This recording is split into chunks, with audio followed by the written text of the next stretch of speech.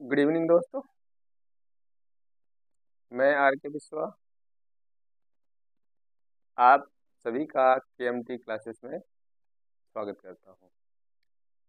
तो आइए जानते हैं, आज हम लोग लर्निंग थ्योरी के अंतर्गत एक नई थ्योरी पढ़ेंगे, वाइगोस्की का सामाजिक सांस्कृतिक सिद्धांत। यानी कि वाइगोस्की ने जो सामाजिक सांस्कृतिक सिद्धांत दिया है उसके बारे में आज हम लोग जानेंगे। Socio cultural theory. तो आइए जानते हैं कि सामाजिक सांस्कृतिक सिद्धांत क्या है। देखिए, थोड़ी सी जानकारी वाइगोस्की के बारे में जान लेते हैं। वाइगोस्की कौन थे, कहाँ के मनोवैज्ञानिक थे। ठीक है, वाइगोस्की का जो जन्म है वो 19 नवंबर 1886 में हुआ था। कहाँ पे?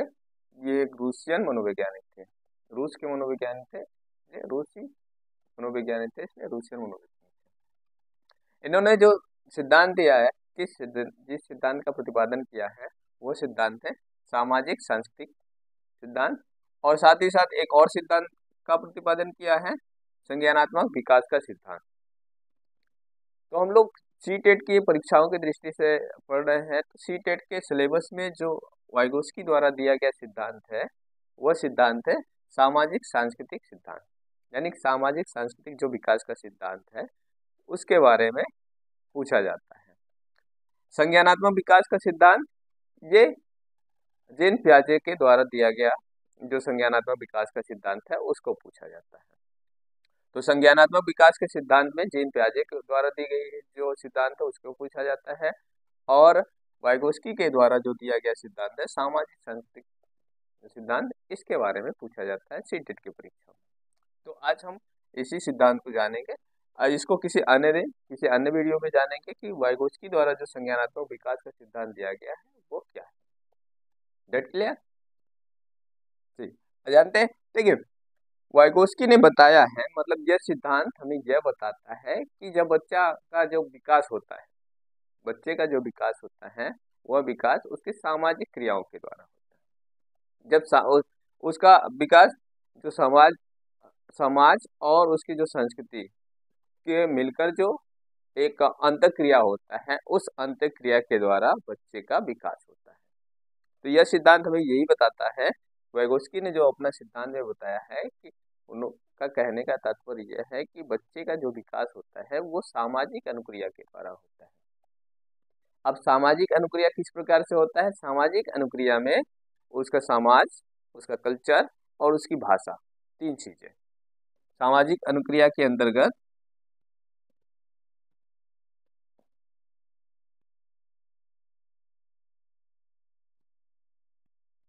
सामाजिक अनुक्रिया के अंतर्गत क्या क्या आता है? जैसे समाज, समाज संस्कृति इसकी, और इसका लैंग्वेज जो भाषा होता है।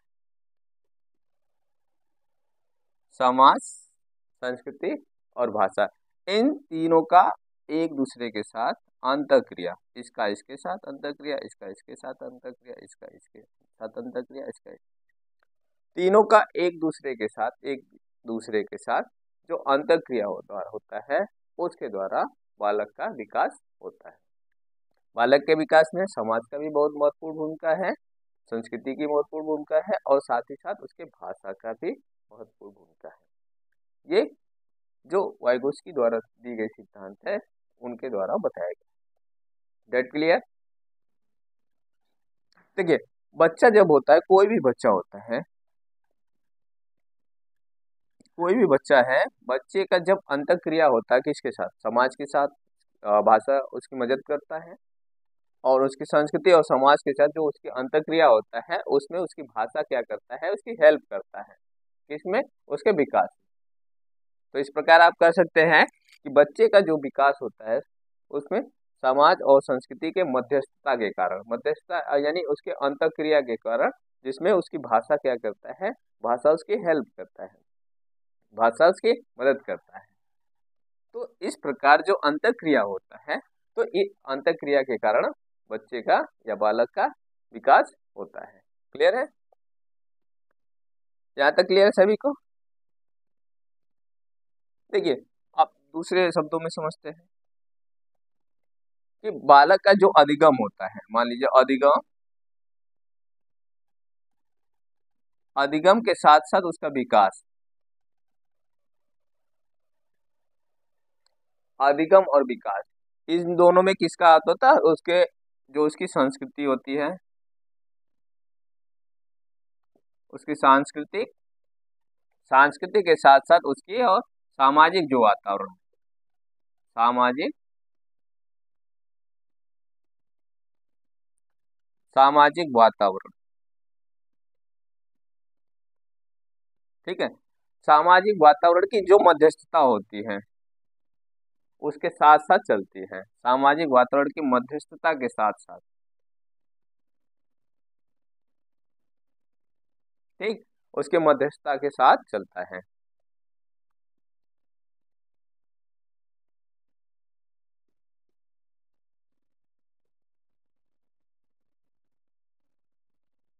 ठीक, अधिगम और विकास सांस्कृतिक और सामाजिक वातावरण के जो मध्यस्थता होता है उसके साथ साथ चलता रहता है। जैसे कह सकते हैं कि बालक का जो अधिगम होता है, जो विकास होता है, उसकी संस्कृति, संस्कृति और सामाजिक जो वातावरण है उसमें वो अनुकरण करता है, उसी के साथ साथ वो सीखता जाता है और उसका डेवलपमेंट भी होता जाता है।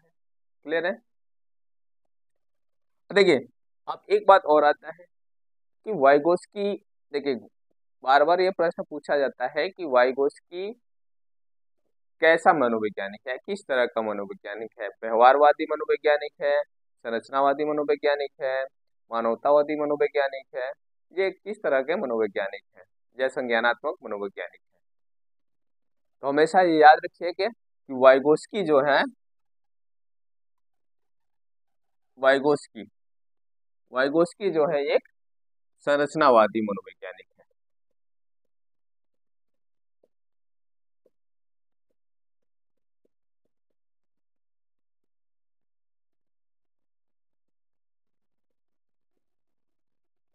कैसा मनोवैज्ञानिक है? एक संरचनावादी मनोवैज्ञानिक है, एक निर्माणवाद मनोवैज्ञानिक है। निर्माणवादी कह सकते हैं, संरचनावादी कह सकते हैं, रचनावादी मनोवैज्ञानिक वाइगोस्की का आता है, न कि संज्ञानवादी है, व्यवहारवादी है, ये मनोवैज्ञानिक नहीं है। क्लियर है? ये याद रखिएगा, बार बार पूछा जाता है। ठीक है, यहाँ तक क्लियर है? आप कह सकते हैं कि संरचनावादी मनोविज्ञान का प्रतिपादन किसने किया? तो लेव वाइगोस्की, इनका पूरा नाम है लेव वाइगोस्की। क्लियर है?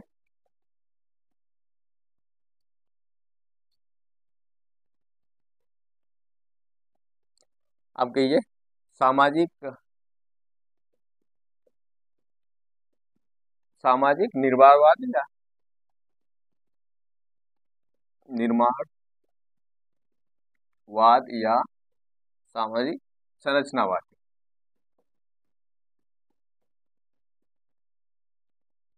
ठीक, संरचनावादी के जनक कौन है?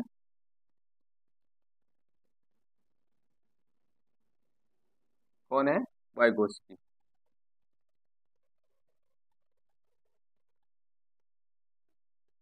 निर्माणवादी या संरचनावादी के जनक कौन है? तो वाइगोस्की, ले वाइगोस्की इसके जनक है। क्लियर? कि ने आपने सिद्धांत में तीन अहम बातें बताई जो कि जो बार बार सीटेट की परीक्षाओं में बार बार पूछा जाता है। सबसे पहले नंबर 1 आता है जेडपीडी, जेडपीडी नंबर 1। नंबर 2 आता है scaffolding,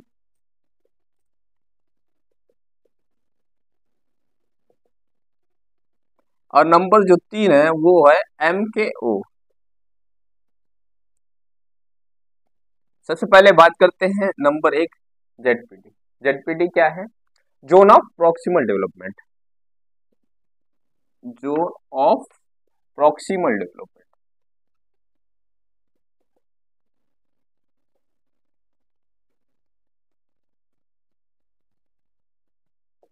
zone of proximal development, सबसे पहले जानते हैं कि जोन ऑफ प्रॉक्सिमल डेवलपमेंट क्या है। इसको हिंदी में कहते हैं समीपस्थ विकास का क्षेत्र। समीपस्थ विकास का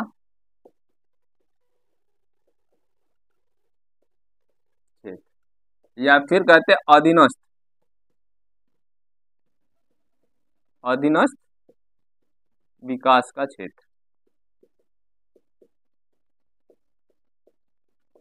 समीपस्थ यानी जो समीप का है, अधीनस्थ यानी जो उसके अधीन है, उसके अधीन मतलब आस पास, ठीक है। समीपस्थ विकास का क्षेत्र। और इसको और अधिक जानते हैं विस्तार से कि एग्जाम्पल के माध्यम से समझते हैं,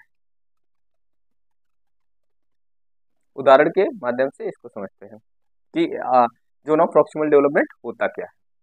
देखिए, सबसे पहले ये जानते हैं कि जब बच्चा किसी कार्य को करता है, जब व्यक्ति किसी कार्य को करता है, तो जितना क्षेत्र है, जितना वो उसकी नॉलेज में है, जितना उसके संज्ञान में है कि व्हाट कैन आई डू, क्या मैं कर सकता हूँ। मान लीजिए ये बच्चे के नॉलेज क्षेत्र में है, इतना उसके ज्ञान क्षेत्र में है, ये उतना कार्य वो कर सकता है, ये इतना कार्य वो कर सकता है जो मैं कर सकता, जैसे कहते हैं ये कार्य मैं आसानी से कर सकता हूँ क्योंकि इसके बारे में मुझे पता है, तो इतना कार्य कर सकते हैं। ये उसके समीप का क्षेत्र है और ये उसके उसके पहुंच के भी परे है। ये इतना क्षेत्र ये मैं कर सकता हूँ। क्यों कर सकता हूँ? क्योंकि ये मेरे पहुंच तक है, इससे मुझे पता है, ठीक है। कोई भी व्यक्ति है वो कह सकता है मैं इतना कर सकता हूँ। क्यों, कैसे? क्योंकि मैं इतना जानता हूँ। और ये जो क्षेत्र है ये इसके समीप का क्षेत्र है और ये जो क्षेत्र है ये इसके पहुंच के परे है, जो मैं नहीं कर सकता।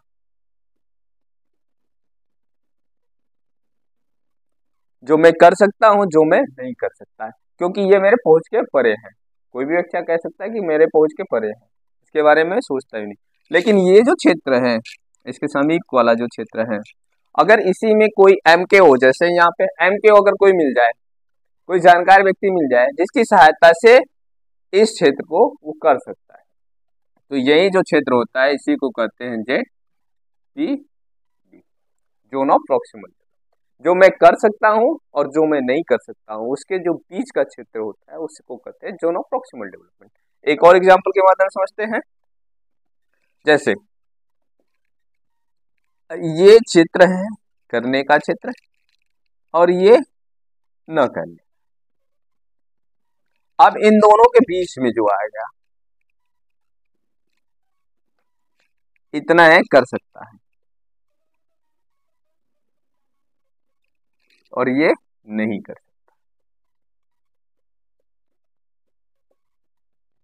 लेकिन जब दोनों को मिलाया, जो कर सकते जो नहीं कर सकते, तो उसकी एक समीप का क्षेत्र बनाइए, इतना इतना जो कोई एम को और व्यक्ति मिल जाए जिसकी सहायता से इस कार्य को कर सकते हैं, तो यही जो कार्य है ये कहलाता है ZPD। समझ में आया? बच्चे के समीप का क्षेत्र यानी जो कर सकते हैं जो नहीं कर सकते हैं, उन दोनों का बीच का जो क्षेत्र होता है उसी को कहते हैं zone of proximal development. Clear है? जोन ऑफ प्रॉक्सिमल डेवलपमेंट में क्या होता है अधीनस्थ, अगर उसमें कोई व्यक्ति जो अधिक जानने वाला है या कोई ऐसा उपकरण है, कोई विधि प्रविधि है जिसके माध्यम से वो उस कार्य को कर सकता है, तो ये कहलाता है ZPD। ठीक है, क्लियर है? दोनों के बीच का क्षेत्र जो है, दोनों के बीच का, जो कर सकता है जो नहीं कर सकता, उसके बीच का जो क्षेत्र होता है वो कहलाता है जोन ऑफ प्रॉक्सिमल डेवलपमेंट, समीपस्थ विकास का क्षेत्र। क्लियर है? अब बात करते हैं स्कैफोल्डिंग। स्कैफोल्डिंग क्या है? दूसरा बात आता है स्कैफोल्डिंग। स्कैफोल्डिंग एक तरह का ढांचा निर्माण है, ढांचा जिसको कहते हैं,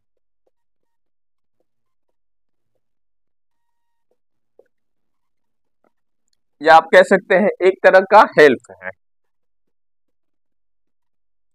हेल्प है जिसको आप कहते हैं सहायता। एक तरह का हेल्प है या एक तरह का सपोर्ट है। सपोर्ट मतलब सपोर्ट भी सहायता, एक तरह का सहारा जिसको कहते हैं, एक तरह का सहारा है। व्यक्ति को एक सहारा दिया जाता है। जो अधिक जानने वाला व्यक्ति होता है, अधिक जानने वाला व्यक्ति,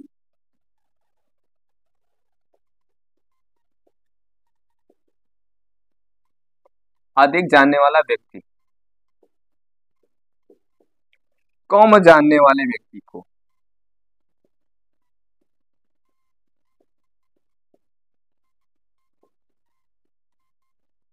ठीक है, कम जानने वाले व्यक्ति को सहायता करता है।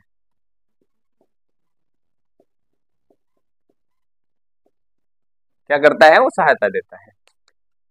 तो वो कहलाता है स्कैफोल्डिंग। स्कैफोल्डिंग एक तरह का सपोर्ट है, एक तरह का सहायता है, जो कम जानने वाले व्यक्ति को अधिक जानने वाला व्यक्ति सहायता करता है। क्लियर है? एग्जाम्पल के माध्यम से समझते हैं। फॉर एग्जाम्पल,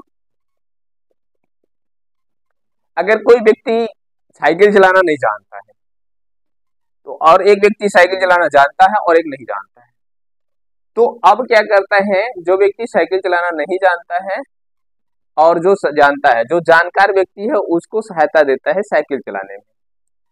तो नहीं जानने वाला साइकिल चलाता है तो उसको जानने वाला क्या करता है? साइकिल को पकड़कर उसको सहारा देता है। ये सहारा तब तक देता है जब तक वो नहीं जानने वाला व्यक्ति साइकिल चलाना सीख नहीं लेता है। क्लियर है? अब जब वो चलाना सीख जाता है तो धीरे धीरे स्कैफोल्डिंग को हटा लिया जाता है, धीरे धीरे कम करते करते हटा लिया जाता है। जब सीखने वाला सीख जाता है तो फिर हटा लिया जाता है। क्लियर? एक तरह का आप कह सकते सीढ़ी है। ये क्या है? स्कैफोल्डिंग एक तरह का सीढ़ी है, व्यक्ति को ऊपर ले जाने के लिए आप कह सकते हैं। यानी जो कम जानता है, अधिक जानने वाला उसको एक सहायता देकर उसको ऊपर पहुंचाता है, यानी उसके लक्ष्य तक पहुंचाता है, उसकी सहायता करता है। जो चीजें नहीं सीखा है उसको सिखाने में, सिखाने के लिए क्या करता है? हेल्प करता है। जब व्यक्ति वो सीख जाता है तो धीरे धीरे स्कैफोल्डिंग को कम कर दिया जाता है, और एक समय ऐसा है कि बिल्कुल बच्चा सीख गया तो स्कैफोल्डिंग बिल्कुल हटा दिया जाता है। सेवा समाप्त, जैसे आप कहते हैं आप सेवा समाप्त, आप यहाँ पे कार्यों को करना सीख गए हैं तो सेवा समाप्त। क्लियर? अगर फॉर एग्जाम्पल दूसरा, कोई व्यक्ति कंप्यूटर मान लो नहीं जानता है, नहीं जानता है, कंप्यूटर चलाना नहीं जानता है,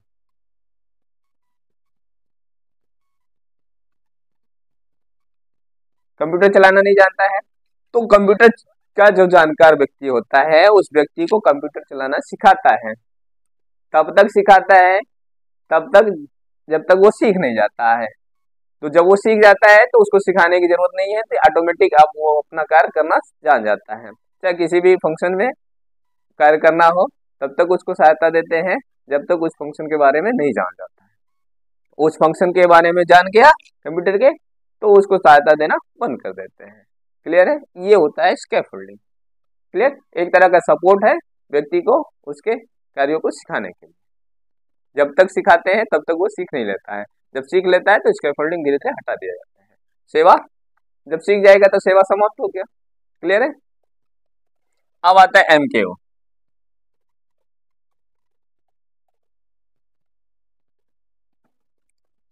तीसरा जो नंबर है एमकेओ, एम के मोर नॉलेजेबल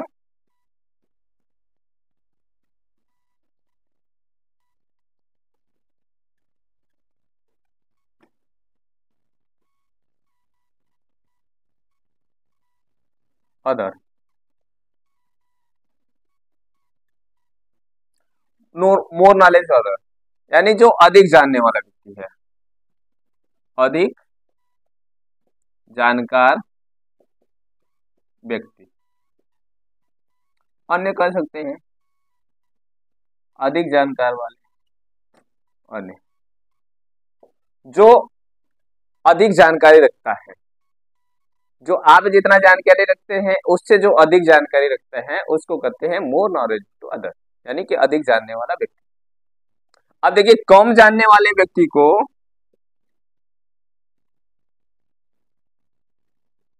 क्या है, कम जानने वाले व्यक्ति को जो अधिक जानता है,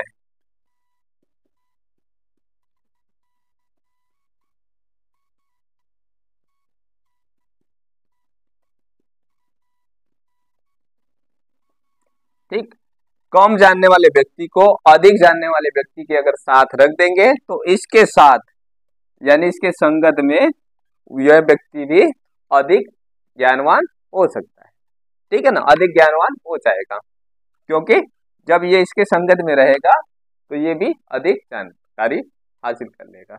इसके संगत में रह के ये कम जानने वाला भी अधिक जानकार हो जाएगा, ठीक। अब जाहिर सी बात है संगत का असर पड़ता है ना, अगर कम जानने वाले व्यक्ति को अधिक जानकार जो अधिक जानकारी रखता है उसके साथ रखिए, उसके साथ उसके रहने दीजिए, उसके संगत में धीरे धीरे वो भी अधिक जानकारी करने लगेगा, वो भी अधिक जानकार व्यक्ति हो जाएगा। क्लियर है? तो ये था जेडपीटी, स्कैप होल्डिंग और एमकेओ। ये बहुत ही महत्वपूर्ण पॉइंट है, आप इसको बार बार अगर पिछला पेपर उठा के देखेंगे सीटेट के तो बार बार ये प्रश्न रिपीट हुए हैं कि जेडपीटी क्या है, स्कैप होल्डिंग क्या है, एमकेओ क्या है। क्लियर है? आप इस चैनल को अगर पहली बार देख रहे हैं या इस चैनल पे नए हैं तो इस चैनल को लाइक, सब्सक्राइब और शेयर जरूर करें तथा कमेंट के माध्यम से ये बताने का प्रयास जरूर करें कि क्लासेस कैसी रही। धन्यवाद।